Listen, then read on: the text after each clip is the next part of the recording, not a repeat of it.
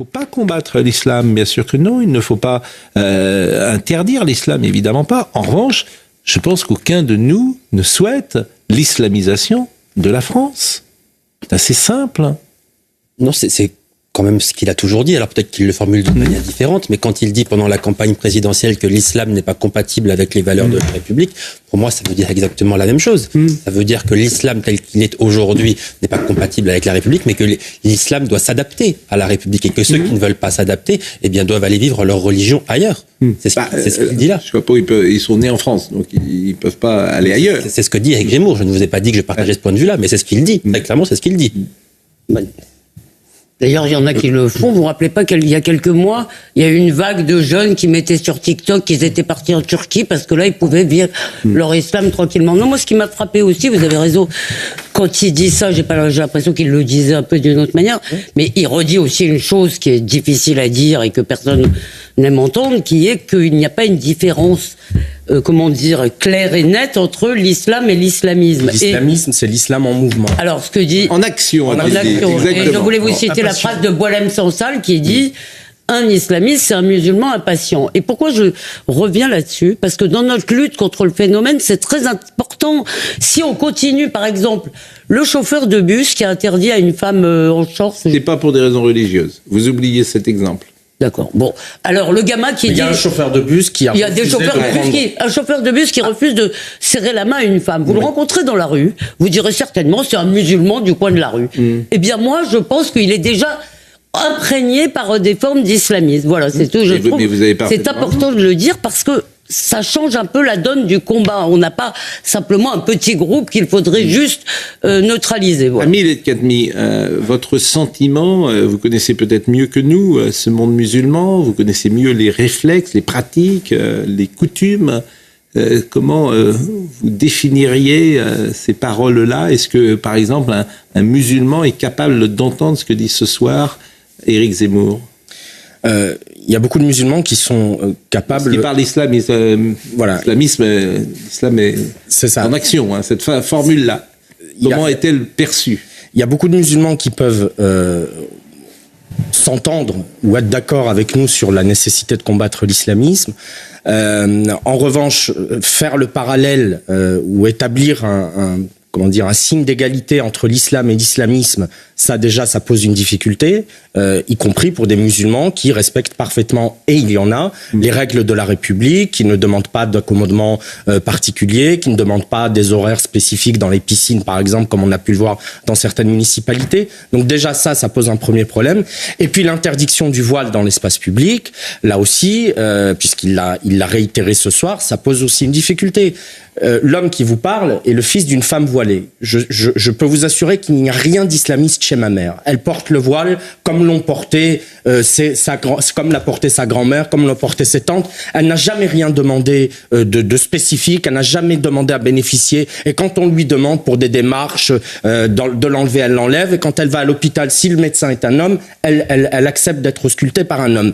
Et de l'autre côté, vous avez de jeunes islamistes, celles qui ont organisé le Hijab Day à Sciences Po, par exemple, qui était une journée de promotion du voile comme outil de prosélytisme, mettre sur le même plan ces deux cas de figure qui ne sont pas du tout les mêmes, en leur imposant de retirer leur voile, ça c'est dur à entendre. Alors vous avez raison, et c'est ce qu'a dit Éric Zemmour qui est juste et qu'on constate tous, c'est une différence de génération absolument. Entre votre mère qui porte le voile, quel âge elle a votre maman? Elle est de 63. Bon, entre votre mère, donc qui a 62 ans, et une jeune fille de 20 ans, toutes les deux portent le voile, mais j'ai envie de dire, elles ne le portent pas pour les mêmes raisons. Pas le même.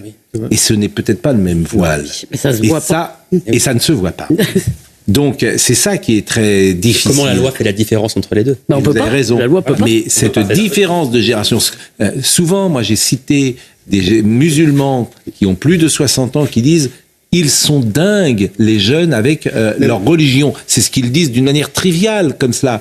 Et ils ont un rapport différent. Cette semaine, j'ai parlé avec mon père et des amis de mon père. Ce sont des Chibani qui sont arrivés dans les années 70-80.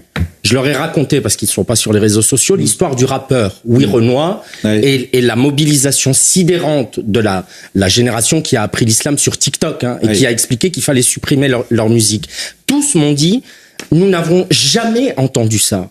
Ni dans notre jeunesse au Maroc, en Algérie, en Tunisie, ni même aujourd'hui où à la maison on écoute de la musique. Le monde arabe a porté Kelsoum, qui était la plus grande diva du monde arabe, et l'a offert à l'humanité. Et vous avez une génération de jeunes nés en France qui ont appris l'islam avec l'imam YouTube et sur des vidéos TikTok d'influenceuses islamistes et qui se comportent comme des talibans. Les femmes voilées sortent avec la charia sur la tête. C'est une des phrases d'Éric Zemmour ce soir. Votre mère ne sortait pas avec la charia sur la tête. Peut-être que cette jeune génération, c'est différent. Alors, je vous propose de voir un sujet, c'est très intéressant, qu'a tourné Stéphanie Rouquier, qui est notre correspondante permanente à Marseille. Et ce sujet est vraiment tout à fait intéressant parce qu'il y a une parole de jeunes filles, des paroles de jeunes filles qui sont voilées et qui expliquent pourquoi elles portent le voile. C'est à Marseille. Regardez ce sujet. Devant ce collège de Marseille, dans le 15e arrondissement, des dizaines de jeunes filles réinstallent leur voile dès la sortie de l'établissement. Aya a 14 ans. Elle porte le voile depuis ses 11 ans. Parce que c'est ma religion et c'est pour me préserver. Ta famille, ils te disent quoi? Ils m'ont pas forcé, mais ils m'ont parlé comme quoi c'était bien. Amina a également 14 ans, mais elle ne se sent pas encore prête. Et ta famille, elle te dit quoi? Elle m'encourage à me voiler. C'est pas que je veux pas, c'est que en fait, genre, je me sens pas prête maintenant. Il y a un moment où tu sens que tu n'auras plus le choix? Ah bah oui, ça c'est sûr. Franchement, à l'université, c'est sûr que je porterai le voile. Obligé. Dépression familiale que de nombreuses jeunes filles subissent dès le plus jeune âge. À quelques mètres de là, ces lycéennes sortent de cours. Elles réinstallent leur voile devant le miroir mis à leur disposition et déplorent que pour certaines, ce geste soit imposé. Pour eux, c'est un sujet tabou. Il y en a qui veulent pas forcément en parler ou il y en a qui sont forcés. Ouais, franchement, ça fait mal. Parce que, imaginez, elle veut pas le mettre. Même des petites, il y a des bébés qui le mettent. Ça se voit qu'ils sont forcés par leur mère. Ils ont 4 ans, ils veulent porter le voile. Imaginez, elle voulait pas le mettre.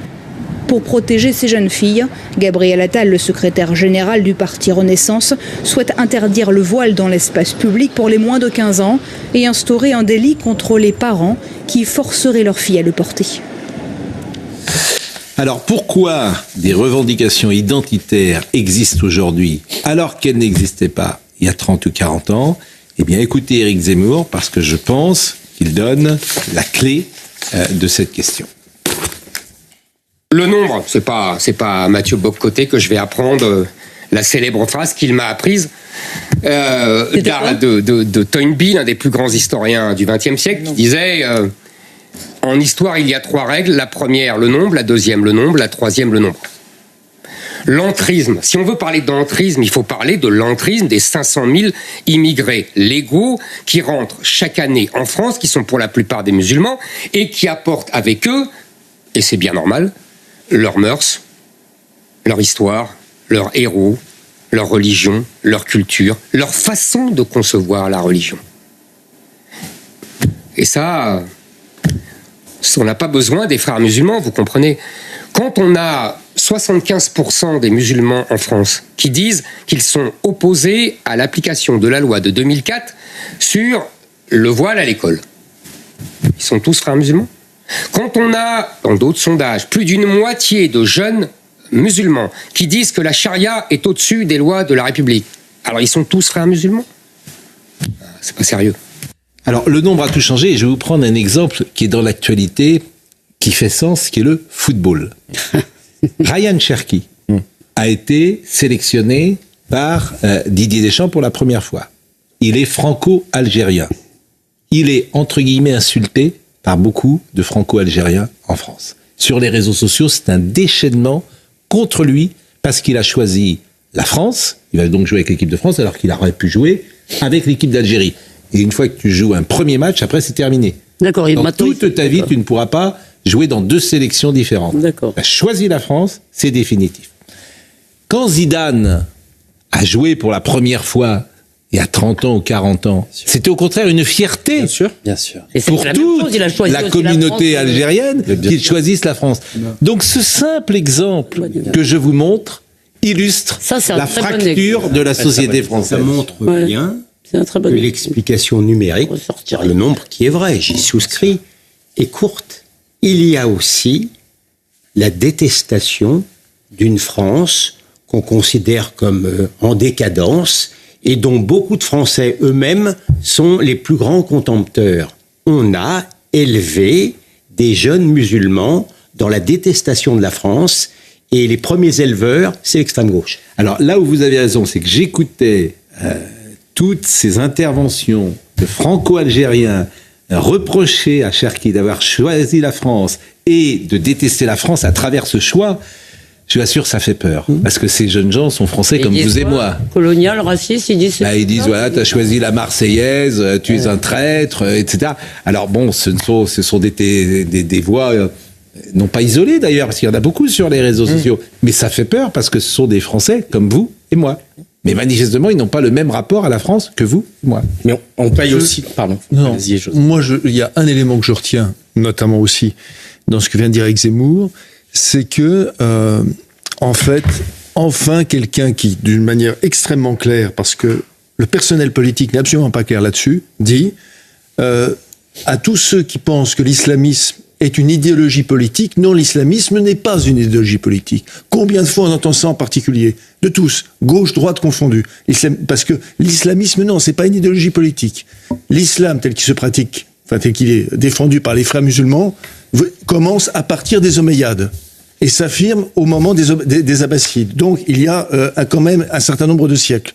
Et d'ailleurs, c'est frappant de voir un certain nombre d'interdits aujourd'hui des frères musulmans qui sont exactement la même qu'il y avait à la cour des califes de Damas. Exactement. Donc, quand on dit... Non, mais c'est important parce que... C'est très compliqué. Pardonnez-moi de... C'est compliqué, mais vous faites des références que les gens ne saisisse pas.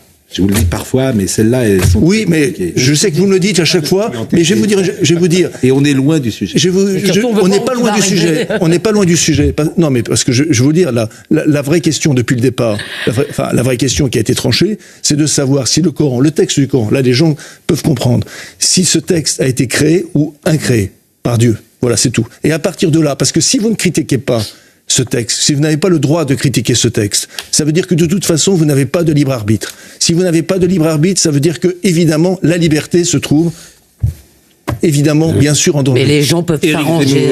Voilà, les gens peuvent s'arranger. Les gens peuvent la religion, s'arranger. Et j'imagine qu'il y a beaucoup de musulmans qui peuvent s'arranger, entre guillemets. Mais on n'est pas à une époque, pardonnez-moi, on n'est pas à une époque où on s'arrange aujourd'hui. Pas du tout. Vous avez totalement faux, Pascal Lepot. On est à une époque, justement, où les identités sont devenues folles. Voilà. Donc on ne s'arrange pas du tout. Bon, c'est-à-dire plus on va vers l'identitarisme, plus on y court. Je dis aux musulmans, et c'est Éric Zemmour qui parle, je dis aux musulmans, vous devez ici vous adapter votre religion à la tradition française, chrétienne et laïque. Vous devez donc changer. C'est tout ce que je dis. C'est ce qu'a dit la République aux catholiques, aux juifs et aux protestants. Donc c'est aussi une déclaration, je ne sais pas comment vous... Mais nous payons aussi la faiblesse incroyable de notre pays face à l'islamisme. Pardon, on a des gamines là, des jeunes filles dans le reportage qui nous parlent d'enfants de 4 ans qui se voilent, qui sont voilés par les parents. Ouais. Vous ne voyez jamais ça au Maroc. Mais dans des États où on mène alors, la comment guerre. vous l'expliquez? Mais parce que nous... Parce que là, pourquoi est-ce que c'est une détestation de la France? Est-ce que c'est une revanche de la France? Est-ce qu'il y a autre chose que... Est-ce que l'islam est un prétexte pour une autre cause? C'est une quête d'identité. Ce sont de jeunes gens qui sont dans une crise identitaire profonde. Et pourquoi leurs grands-parents l'étaient moins qu'eux? Ça, je n'ai pas l'explication. Nous, effectivement, la génération de nos parents était fiers de venir en France et nous ont élevés dans la fierté de ce pays. Eux, ils sont dans une crise identitaire. Ils ne se sentent ni tout à fait français et ils ne sont pas non plus marocains, algériens ou tunisiens parce que souvent là-bas, ils sont très mal vus parce qu'on les trouve conservateurs, on les trouve islamistes. Mais c'est quand même un paradoxe. C'est la 4e génération qui devrait être infiniment plus intégrée, ce qui était le cas pour toutes les autres immigrations italiennes, etc. Il n'y a pas de souci à la 4e génération, c'était qu'un lointain souvenir. Et vous dites, celle-là, elle est en quête d'identité, c'est paradoxal. Nos parents sont arrivés, on n'a pas assommé nos parents, par exemple, de discours victimaires sur le passé colonial de la France. Mais vous n'aviez pas TikTok. Oui, mais aussi les discours. C'est un peu simple. Les discours. Non, je suis désolée, la technologie qui a permis à beaucoup d'immigrés de vivre en totale connexion avec leur pays d'origine. TikTok, ça a 5 ans. Mais arrêtez, ils ne pouvaient, quand j'étais petite, j'habite, il y avait plein, à Épinay-sur-Seine, il y avait plein de Marocains, d'Algériens. Ils devaient couper avec leur pays, ils n'avaient pas les paraboles, ils n'avaient pas toute une technologie qui vous permet de vivre à l'heure du pays. Oui, mais aussi quand on te dit du matin au soir, que la France tu es un racisé, tu es une pauvre victime, quelle que soit l'ampleur de tes efforts, quelle que soit l'ampleur de ton travail, tu es condamné à l'échec parce que ce pays est raciste, parce que ce pays porte sur ses épaules le poids du passé colonial, bah tu développes un ressentiment à l'égard de ce pays parce que tous les jours on te dit que ce pays ne t'aime pas. Voilà. Faudrait que ça soit que le discours victimaire, c'est ce qu'on a fait de pire. Écoutez, parce que